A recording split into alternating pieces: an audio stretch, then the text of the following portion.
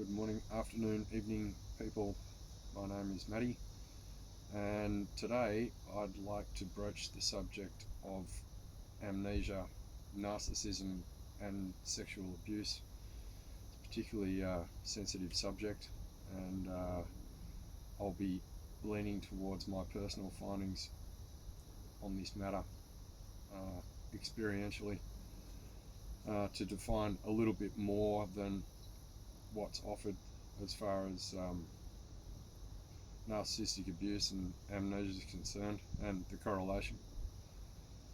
And pardon my arms, I'm just coming out of a long period of isolation again, and I haven't really spoken very much to people. So this is, I'll carry on. Narcissists by nature are sadistic. They actually get a thrill from what they're doing, and they enjoy the fact that the ultimate response for them and the acknowledgement that their treatment is working is that their target will not talk about it. They will invert and disappear. Because of this element of sadism and also the general need for control of minors, especially by narcissists in cluster B, the ultimate control beyond all the other abuses that are enacted being emotional, mental, physical. The most spiritual abuse you can enact on a child is to penetrate their being physically, and this is also part of what brings on amnesia in children, being the ultimate betrayal of a caregiver to use the trust of a child to prevent what is a very ugly truth appearing by a conscious choice to traumatize the child into a loss of memory.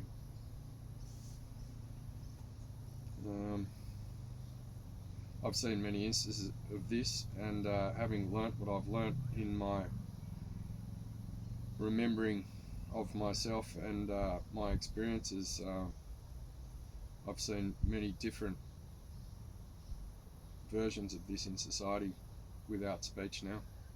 I can pretty much read it in people's energy of both the perpetrator and the victim.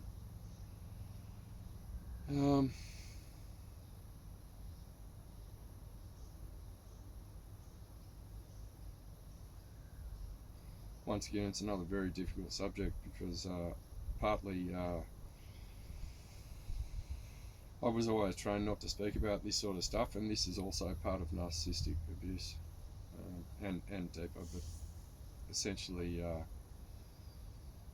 the essence of this secret that is kept by the victim is an offer to stay alive over living at the expense of all of the positive emotions and the opportunity to connect in positive ways, because while the child is amnesia, it's carrying the shame of the experiences without any memory of the experiences, once again. And in the child's early narcissism, they will be inclined to blame themselves, as there's no familial support in this realm, and if it has happened to them, then there either is no God, or it's their fault. And it's a terrible place to put a child in wordlessness, and it's the first opportunity for the mind to split, knowing that the child, in keeping these memories and not being able to access them, still understands that there's something wrong, and experiences a lot of self-betrayal in being around these people, having to be supported by these people, and also having to self-betray on a daily basis to return to the place of abuse, to play roulette again with a potential of the whiff of love followed by some chronic abuse. Yes, it's very debilitating. Also, with this narcissistic abuse in the family, older children, it's not like one child will be sexually abused. If there's one abused, they'll all be abused, and children will take different courses of reaction to that. So one will find a lot of the time, if there is one scapegoat, that there will be a lot of hidden abuse, torture, which is basically gaslit out of the child. And also, I've also noticed that there's behaviours which would lean towards the original abuse in real time to subvert the child from the memory of the actuality of the situation. This is something I'll go into later. It's all very complicated and very difficult to procure from an open mind, because I don't want to read it. I want to just let it flow.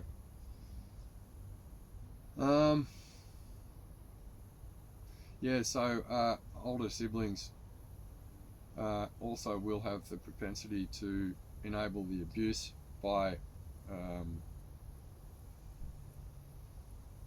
basic unwritten permission from the parents, and that's also consent to not be monitoring. With narcissism, when another person does what they do, they start building a posse, and there's an unwritten rule of not speaking about it, but everybody knows and understands. At least that's been my experience. And the sexual abuse will generally be suppressed by a lot of other intimidation and character assassination and other things which keep the mind in a state of self-reflection and loss of cognition via loss of loss of internal regulation. Basically through other people having shattered that child's emotional and mental state.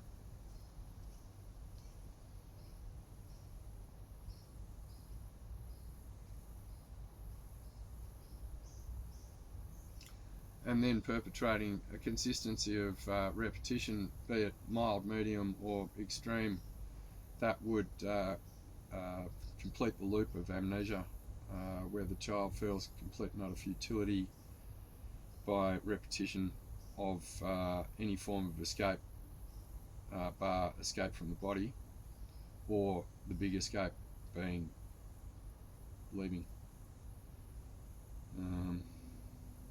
This is also another point of self-hatred for the target, as the capacity to self-love is completely diminished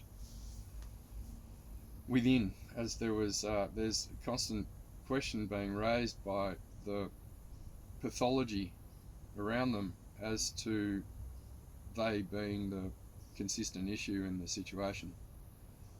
And as I've always said, especially with children and even with adults, as we've found, if you call an elephant, and if you call a person an elephant enough times, eventually it's going to go and buy a bag of peanuts. And that's what most children do in checking out. And if continuously unchecked and not registered to by those in the inner circle who are close to them but not affiliated, that further deepens the issue, as it shows that with the child's learned helplessness in being able to emote and speak, there's a silent cry for help that goes on in society, which is quite mild and once again only accessible to the very empathic. But if that cry isn't heard, the child will further separate from self and form coping mechanisms which are socially based personalities, which don't at all align with the true self, and create alienation with other people because people sense that they're disingenuous,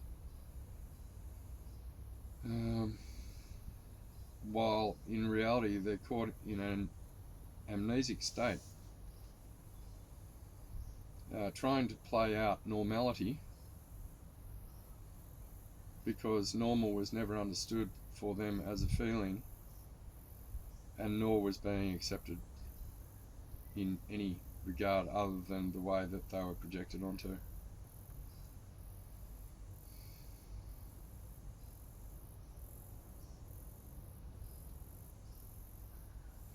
Yes, incest is a game the whole family can play, and birds of a feather flock together.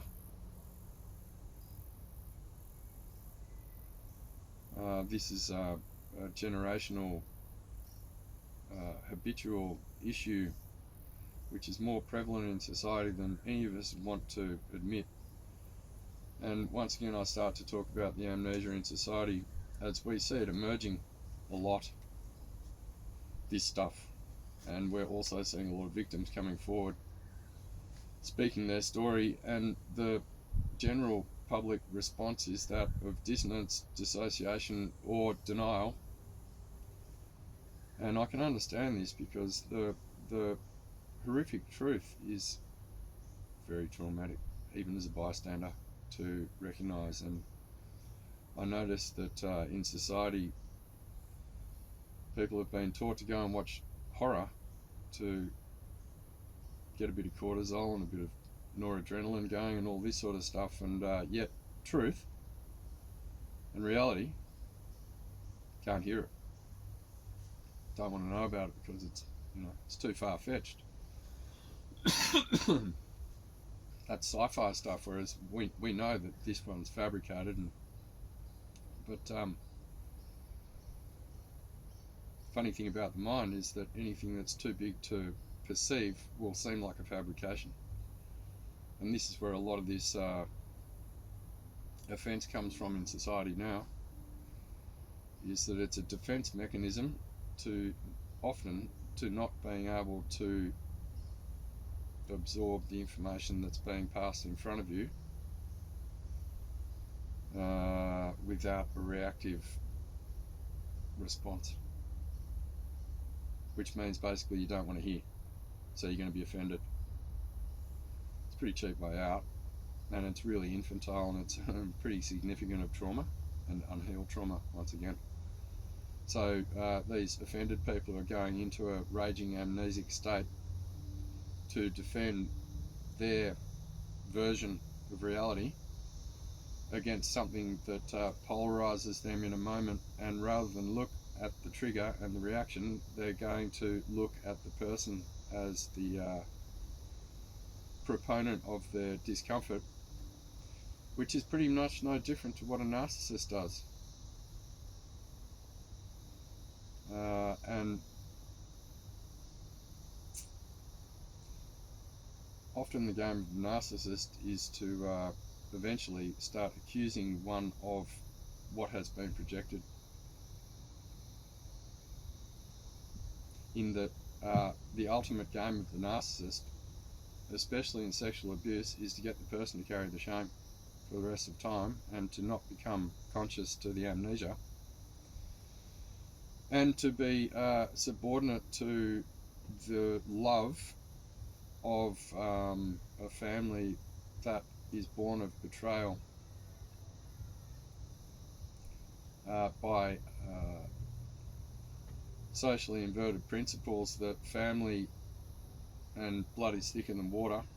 And when we look at it realistically, and pardon my French here, but shit is also thicker than water and blood. And discernment is understanding that the societal roles we've been programmed with have to be relative to our own personal experience, and our perception of other people has to be relative to who they're actually showing us they are, beyond the trauma that they may have created that prevents you from recognizing them as a consistent threat, which is consensually recalled by programming, by guilt, by fear, and by obligation, and none of those things are love. None of them are. They are a tyrannical program which overrides one's feeling reality of, is this healthy for me or is this not? And that's the basis of all relationship.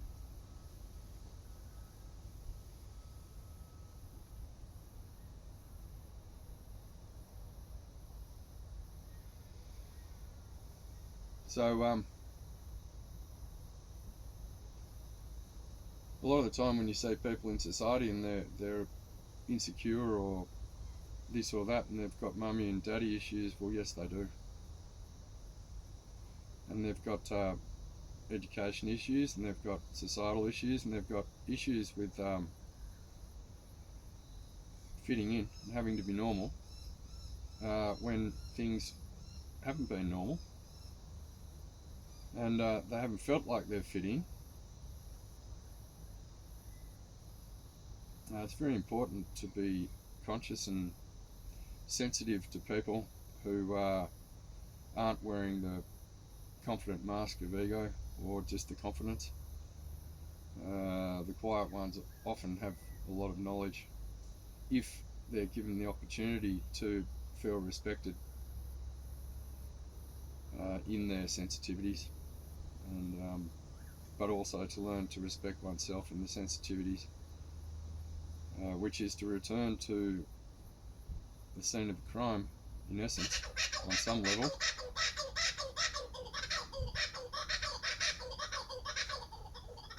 Thanks, mate. And to also finger, pardon my term of phrase, but to finger the perpetrators for one's own sense of morality, for the return of shame to its original place, and to self-liberate from what is essentially consent-based self-incarceration by the acts of another.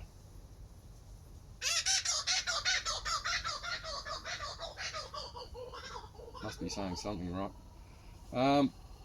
By the acts of another who at the end of the day had absolutely no care for this person's existence and future and well-being. So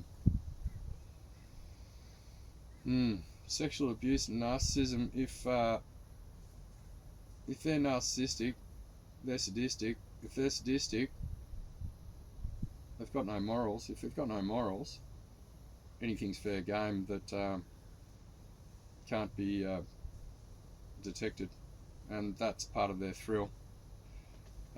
It's actually quite macabre, because you come to understand that that's part of their trophy hunting, is taking people's innocence and leaving them semi-catatonic. They don't muck around. It's a soul attack through every sense that one can experience.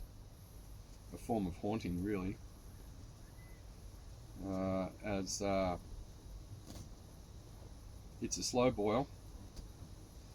And I had a very interesting adopted relative tell me this at a very crucial time of my life. Wish he told me a little earlier.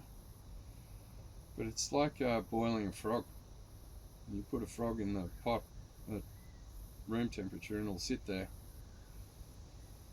and it won't register to the slow increase in temperature, and it's unaware of the increase in its own body temperature to the point where it will sit in there in amnesia due to the environment and cook itself. without trying to jump out. He was also a narcissist that told me that one. That's called a gimme from a narcissist, and that was his little weekend hobby. And they treat people no different to frogs or anything like that, because everything is an object to them, because everything is below them, because they have a supreme belief that they are God, and that only being exposed will be their problem. And other than that, as they've played the game since they were very young, and they've manipulated a lot of people in profile to work out how to elucidate people's weaknesses and see where their cracking point is, and manipulate narrative, society and reality to a point where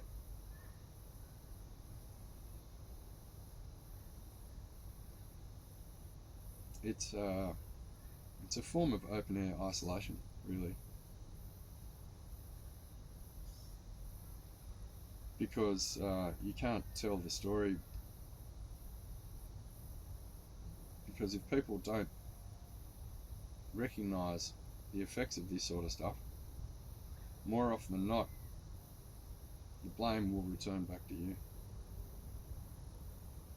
And that's also a mechanism of this, is any reaching out will be seen as mental instability, making up stories.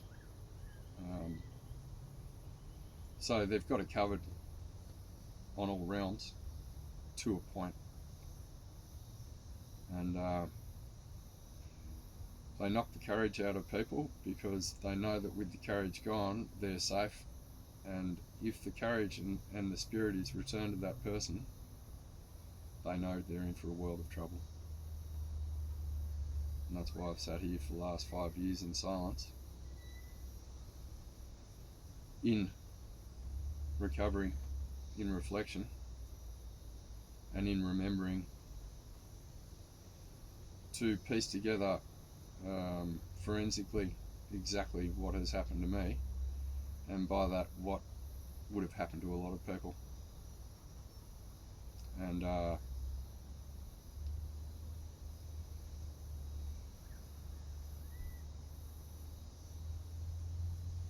I'm very thankful that I could face this pain to understand, so that I can pass this knowledge on to other people, as I really do believe that it's only partially described in many ways. And narcissism is a spiritual disorder.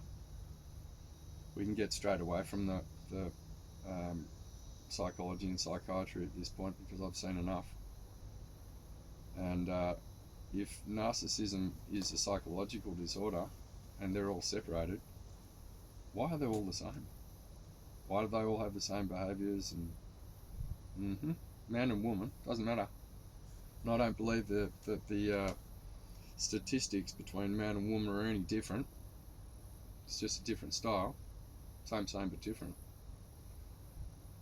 And the other thing I'll say is that narcissists will always have a propensity to be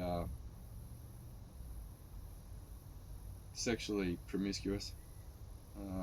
I haven't met a homosexual, I haven't met a narcissist that hasn't been a closet homosexual. And I mean closet homosexual, it's a big shame, but it's also part of the thrill of the trophy hunting, is to a lot of the time marry a beard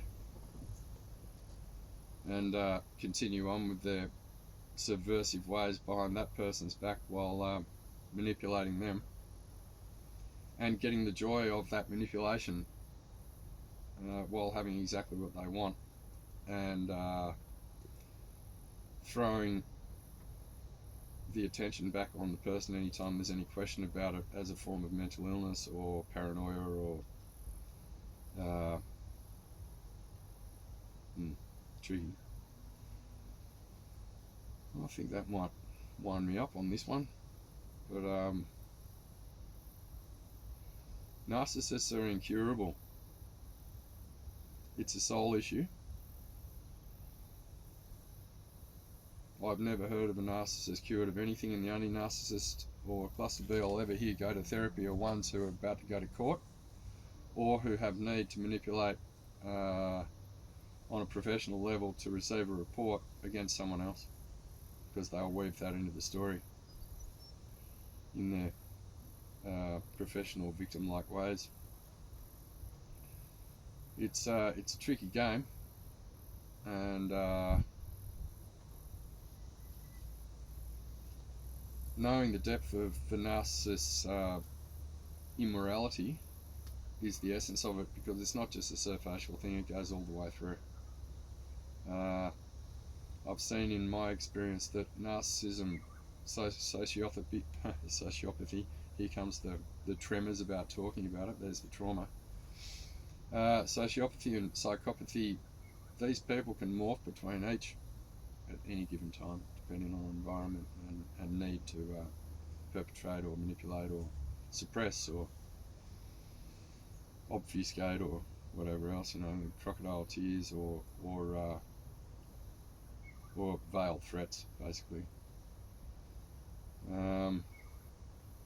They rely on fear, and amnesia is the biggest keeper of fear in the body. And what I've learned about this is that I've walked around for 50 years in terror, adrenalizing, full of cortisol, the organism not functioning properly because of purposefully supplanted torture and abuse that had me not even understand what terror was, due to the fact that I'd been so terrified that I checked out. Yeah, so terror for me was anxiety. It's just constant low-level anxiety, peaking with exposure to manipulation during that anxiety, which is pretty easy to do. And this is what they love, because they keep you in a high level of alert, hypervigilance, and low-level anxiety permanently, but peaking to high anxiety instantly, causing the person to need to re-regulate themselves rather than looking at the environment and seeing what's actually happened in that situation, while the perpetrator is pointing the finger at them saying, "Look at you now," having triggered them purposefully with the blueprint of their brokenness. It's a nasty game, and I'm happy to unveil it, because it's something the public need to be made aware of. Even all this vanity and stuff these days that's happening in all of the body image, and it's all a form of narcissism, because essentially people aren't being asked to be seen for who they are, they're being asked to be seen for what they are, and that's objectification, which is narcissistic, and it's asking to be objectified, and it's feeding a false self, which is dopamine based and not based in actual feeling. It's based in being accepted, and that's no different to amnesia in a child who's been sexually abused, not telling a secret, just living on the outside, just living in personality,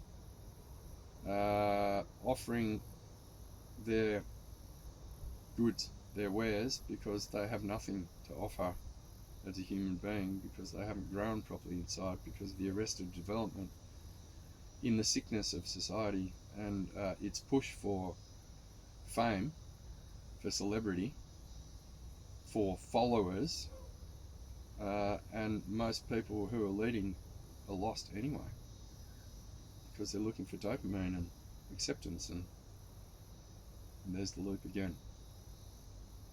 And this is where we get the cult leaders and the fashion drive and all this programming around fitting in, because traumatized out of a strong sense of self or a want to return to it, to our originality, which was innocent, pure, and authentic, over this personal and societal construct that we all keep going by ignorant consent.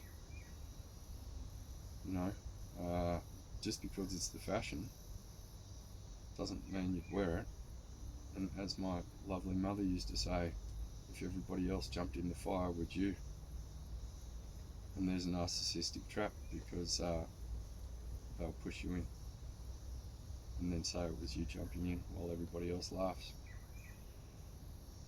Be careful, people. What we're experiencing here is a war of frequency, a war of spirit, and a war of attention and intention around who we actually want to be, rather than who we want people to see us as, and who we want to sell ourselves as to avoid the pain of the reality that we're all facing now, and see it every day as we all scroll through.